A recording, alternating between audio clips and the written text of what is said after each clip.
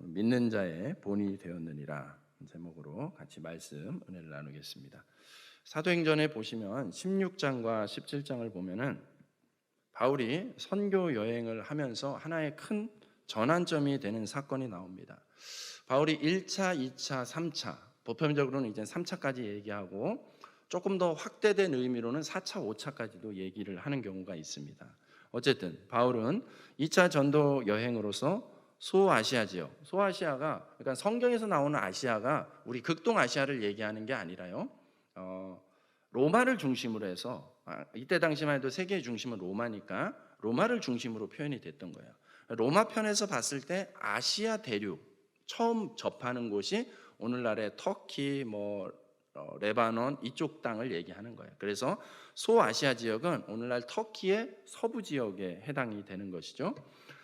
그곳에서 복음을 전하고 있었습니다. 그런데 성령께서 바울이 원래 가고자 하는 지역이 에게 근접해 있는 우리에게 익숙한 에베소라는 그 지역 일대가 이제 소아시아 바울이 가고자 했던 소아시아 지역의 어떤 핵심이었거든요. 그곳에 가고자 했는데 성령께서 막으시고 마게도냐 지역, 그러니까 오늘날로 건너뛰는 거죠. 그 지역을 건너뛰어서 그 마주하고 있는 바다가 에게해예요. 에게 들어보셨죠? 지난번 에게 해가지고 에게해, 그 에게해를 건너서 오늘날 그리스 지역으로 가게 하신 것입니다. 예.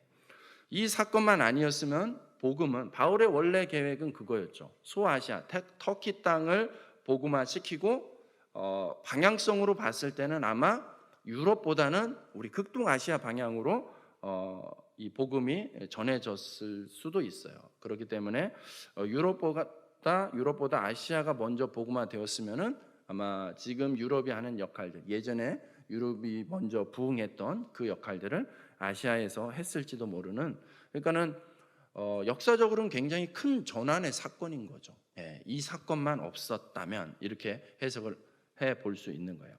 자, 바울은 분명히 이 마게도냐 지역으로 건너갈 때에 성령님이 인도하셨어요. 성령님이 사인을 주셨어요. 너 건너가야 된다라는 그것을 사인을 주셨어요. 그래서 그 바다를 건너서 이 마게도냐 지역의 유럽 땅에 첫 번째 도착한 지역 도시가 어디냐면 빌립보라는 지역이에요. 빌립보 지역에 갔을 때 바울이 가서 이제 복음을 전하는데, 복음을 전하다가 무슨 일을 당합니까?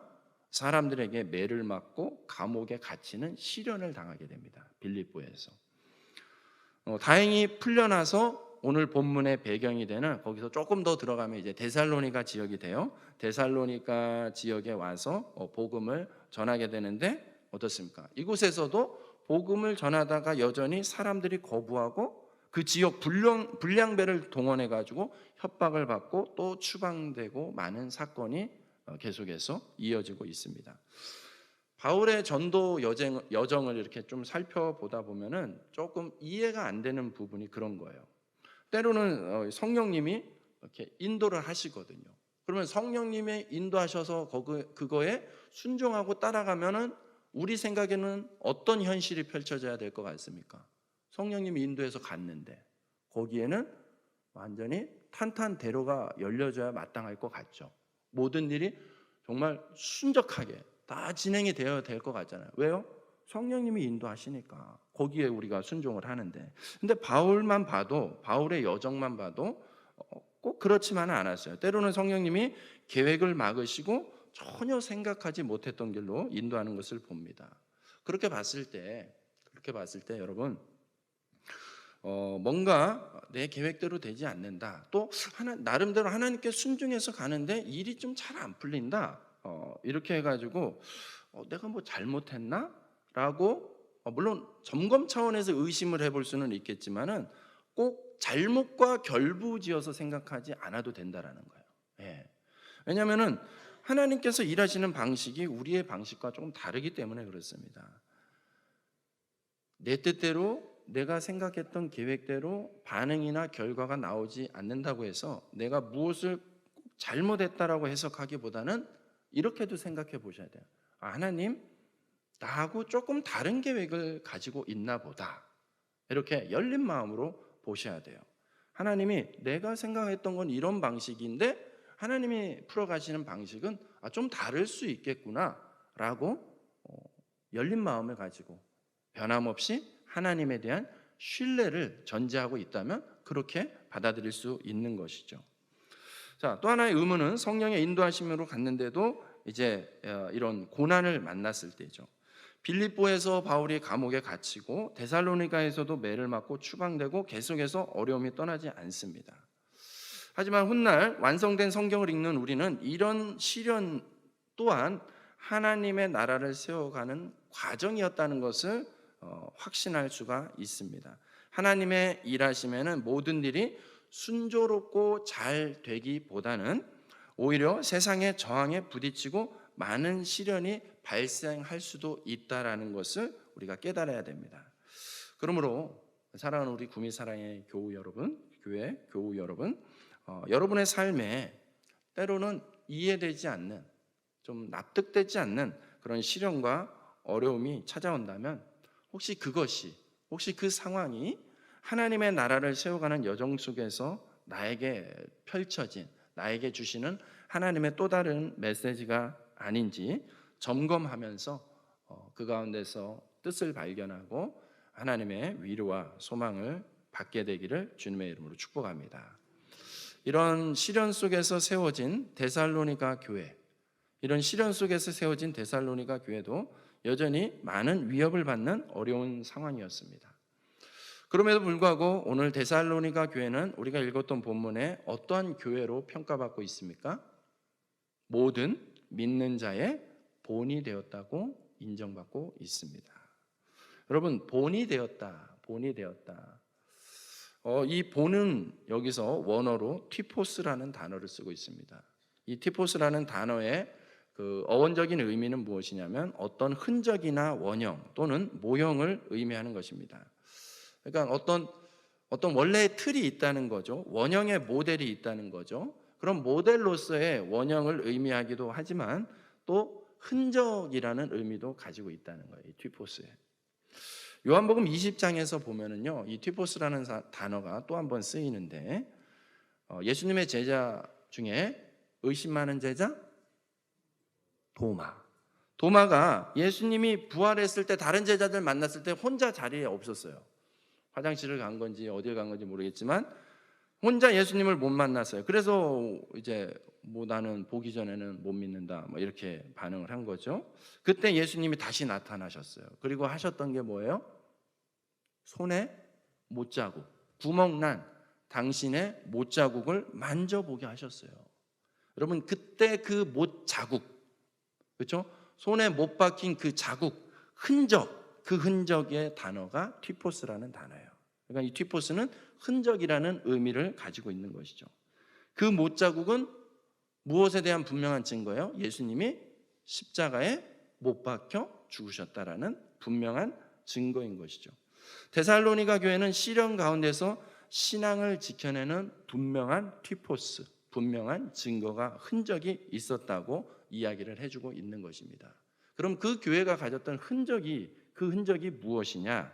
3절 말씀에 보면은 너희의 믿음의 역사와 사랑의 수고와 우리 주 예수 그리스도에 대한 소망의 인내를 우리 하나님 아버지 앞에서 끊임없이 기억하매니. 2절과 3절을 보면은 기억하겠다 이렇게 반복해서 강조하고 있습니다. 데살로니가 교회의 특징은 무엇으로, 어떤 식으로 본이 되었다는 것입니까? 어떤 식으로 흔적이 되었다는 것입니까? 믿음과 소망과 사랑, 그것으로 이 본이 되었다는 것입니다. 여러분, 믿음과 소망과 사랑은 우리 예수 그리스도를 믿는 우리 기독교인들에게 있어서 가장 명확한 신앙의 흔적이 되는 줄로 믿습니다. 여러분, 이 믿음, 소망, 사랑 어떻습니까? 이 단어는 약간 개념적, 추상적인 단어입니까? 어떤 실제적, 손에 만져지는 단어입니까? 여러분이 생각할 때는 어때요? 믿음의 어떤 손에 잡히는 뭐가 있나요? 믿음이라는 거에 대해서? 소망은요? 사랑은요? 우리는 믿음과 소망과 사랑을 이야기할 때에 약간은 감정적인 것 같기도 하고 추상적인 것 같기도 하고 이런 식으로 이 단어를 사용할 때가 많이 있어요. 그런데 여러분, 오늘 본문에서는 이 믿음과 소망과 사랑이 추상적인 게 아니라 무엇이라고 표현합니까? 본이 되었다. 흔적이라고, 그러니까 명확한 실체가 있다라고 이야기해주고 있는 것을 보아야 됩니다. 명확한 증거, 실체, 믿음, 소망, 사랑을 좀 더 구체적으로 표현하고 있습니다. 어떻게요? 믿음이 그냥 믿음이 아니라 믿음 옆에 붙어 있는 수식어가 뭡니까? 믿음의 역사. 믿음의 역사. 역사는 원어로 말하면, 원어로 풀어내면은 일이나 행위를 얘기하는 거예요. 역사는 일이나 행위를 얘기하는 것입니다. 그러니까 믿음 이러면 뭔가 막연한 어떤 마음의 결단, 의지 뭐 이런 식으로 여길 수 있는데 그렇지 않고 아주 구체적인 일이고 구체적인 행동이라는 것입니다. 이렇게 생각해 볼 수 있는 것이죠. 우리가 무언가를 선택하고 행동할 때에 우리의 믿음이 전제가 되는 거예요. 여러분들이 그걸 의식을 하든 안 하든 똑같아요. 예. 여러분들이 밥을 먹는다 했을 때 무엇이 전제가 되는 거예요? 그 음식을 먹어도 된다. 아내가 비록 어젯밤에 나랑 싸웠지만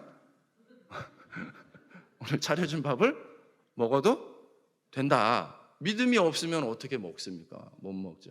예.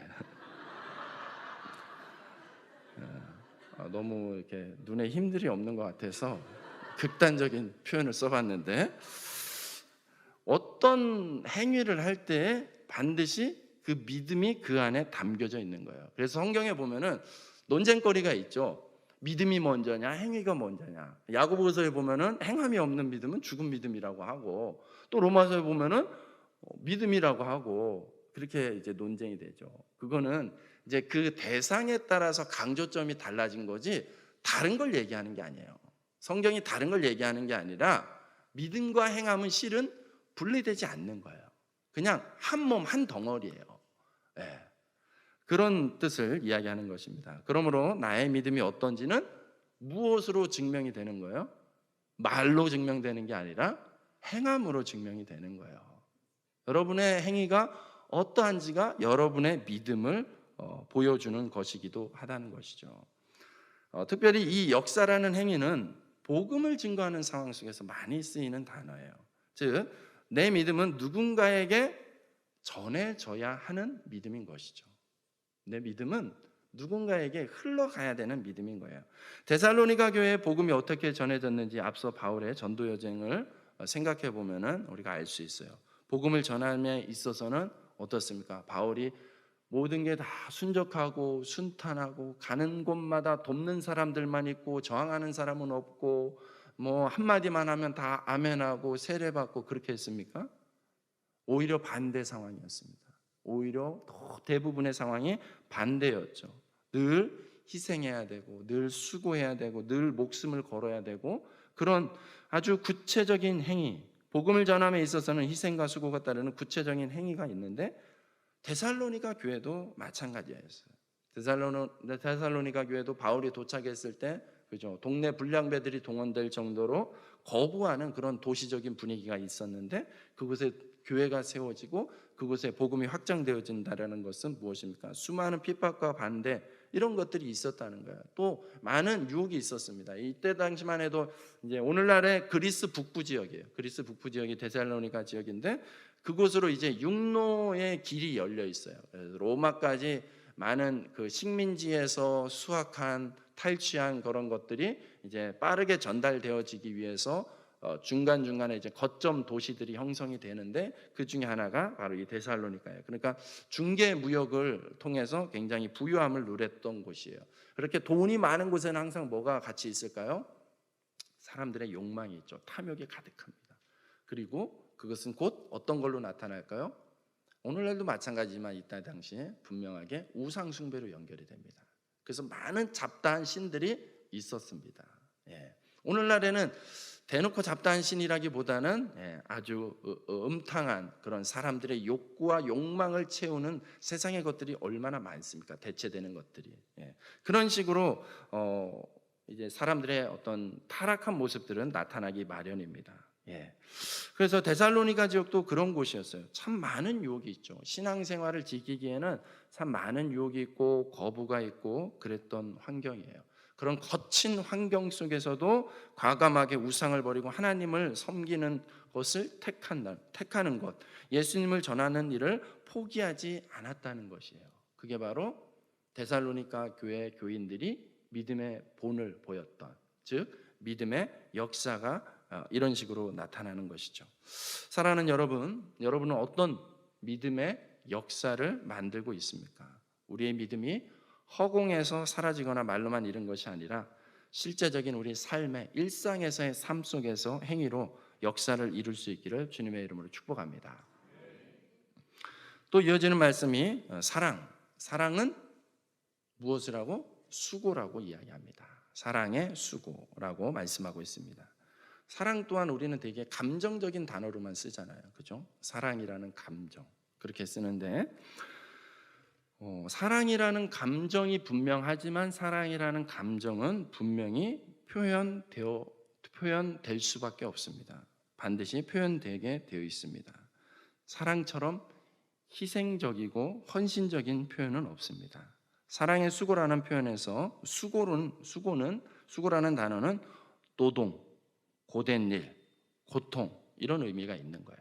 그러니까 사랑에는 노동, 고된 일, 고통이 따르는 거예요. 그러니까 사랑하는 남편들이요, 아내를 사랑한다고 말로만 하는 데서 그치지 않고 설거지 한번 하는 게 사랑의 수고인 줄로 믿습니다. 아내들이요 남편을 향해서 사랑한다고 말하는 것도 표현하는 것도 중요하지만 남편의 마음을, 남편의 기분을 좋게 해주기 위해서 여러분들이 할 수 있는 수많은 수고의 선택지가 있습니다. 발견하고 실천해 볼 수 있기를 축복합니다. 그래도 소망이 있네요. 그죠? 아멘이 잘 나오네요. 이 단어 역시 선교적인 일이나 공동체를 세울 때에 주로 사용되는 단어예요. 그러므로 공동체를 세울 때 필요한 것, 타인을 향한 섬김과 희생과 배려하는 모습들이 바로 데살로니가 교회 교인들이 가졌던 사랑의 수고라는 것입니다. 여러분, 어제 위임식 분위기가 참 은혜스러웠다. 또 말씀 전하는 목사님이 지루하지 않게 말씀을 전해주셔서 참 좋았다. 이렇게 말씀을 해주셔서 감사하더라고요. 혹시 그 목사님이 조금은 잠잠하지 않는 스타일이에요. 네, 우리 교회 구조상 원래 그 목사님은 저쪽 끝에서 이쪽 끝까지 다 쓰시는 분이에요. 저는 이렇게 서 있지 않아요. 그래서 카메라맨들이 늘 힘들어하죠. 목사님이 이제 강사로 서실 때는. 근데 그 목사님이 하셨던 말씀 중에 여러분 기억나는 표현이 있는지 모르겠어요. 그 목사님이 사랑을 얘기할 때 사랑은 무엇으로 전달되어야 된다고 했습니까? 그렇죠. 역시 마음의 감동이 있으셨던 것 같아요. 사랑은 머니로 표현된다는 거예요. 왜 그렇게 표현하셨을까요? 왜냐하면 오늘날 여러분들이 살아가면서, 저와 여러분들이 살아가면서, 이 땅에 살아가면서 머니만큼 강력한 게 없거든요.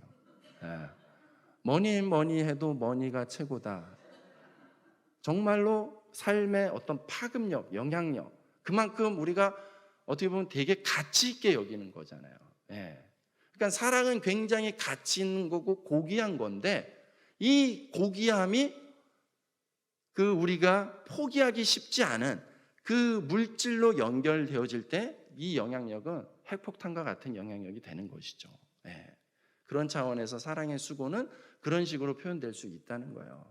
그럼 목사님, 저는 머니가 없으면 사랑도 표현 못하나요? 아니죠. 여러분들이 머니 대신에 얼마든지, 지금은 세상의 기준이 그렇다는 거고, 머니 말고도 얼마든지 여러분들이 가치 있게 고귀하게 여길 수 있는 표현의 방식들이 얼마든지 있습니다. 그걸 찾아가는 거예요. 다 쓰고 남은 거 가지고 사랑을 표현하라는 게 아니죠. 나한테 소중한 것을 우선적으로 구분하는 거, 그게 바로 가치 있는 것이죠. 그걸 통해서 여러분들의 사랑의 수고가 표현될 수 있습니다. 그런 차원에서 우리 교회가 또 우리 목장들이 우리 가정이 건강하게 세워지기를 원한다면 사랑이 감정이나 말에서만 그치는 것이 아닌 사랑의 수고, 타인을 향한, 내 가족을 향한, 남을 향한 희생과 섬김이 그 모임 가운데, 그 공동체 가운데, 또 내 삶 가운데 나타나야 될 줄로 믿습니다. 네. 마지막으로 어제 목사님이 설교하면서 말씀을 맺겠습니다를 한 5번 한 것 같아요. 네. 저는 진짜로 마지막입니다. 마지막으로 소망의 인내라고 말씀하고 있습니다. 소망은 미래를 의미합니다. 예수 그리스도에 대한 소망, 예수님이 다시 오시겠다고 말씀하신 약속을 소망하는 것입니다. 장차 일어날 일이기 때문에 인내가 필요하다고 말씀하는 것입니다. 인내는 원어로 기대, 기다림, 확고부동하게 선다라는 것을 의미하고 있습니다. 그게 바로 인내인 것이죠. 우리가 살아가면서 당장 당하는 어떤 고통, 그것도 어렵지만은 실은 더 힘든 게 뭐냐면 그 고난이 언제 끝날지 모를 때, 그때 정말 힘든 거예요. 이게 언제까지지? 라는 생각이 접어들 때, 그 끝이 보이지 않는다고 여겨질 때 사람들은 포기하고 좌절하게 됩니다. 그렇기 때문에 소망은 어떠한 비바람이 불어도 확고부동, 흔들림이 없는, 꼼짝도 않고 서 있는 모습처럼 꿋꿋이 기다리는 것입니다. 흔들림이 없어야 되는 것이죠. 언제까지요? 하나님의 때가 이를 때까지. 그럼 하나님의 때는 언제입니까? 그건 우리가 알 수 없다. 그러나 성경이 약속하는 분명한 선은, 우리가 붙잡아야 되는 분명한 선은 하나님의 뜻은 반드시 이루어진다. 반드시 이루어질, 반드시 다가올 그날을 확신하기 때문에 언제인지 모르지만 우리가 소망을 가지고 기다릴 수 있다라는 것입니다. 데살로니가서의 전체적인 주제는 종말의 때입니다. 종말의 때. 마지막 종말의 때에 다시 오실 예수님의 때를 소망하면서 지금의 시련을 인내하는 자세로 여러분들이 버티고 이기고 그 자리를 지켜내는 것, 그것이 바로 소망의 인내인 것이죠. 데살로니가 교회는 모든 믿는 자의 본이 되었습니다. 분명한 증거, 흔적을 가졌다는 것입니다. 그 증거는 5절 말씀, 우리 5절의 후반절입니다. 같이 한번 읽겠습니다. 시작.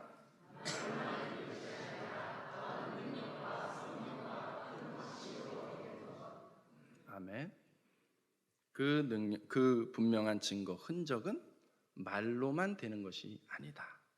말로만 되는 것이 아니라 능력과 성령과 큰 확신으로 된 것인 줄로 믿습니다.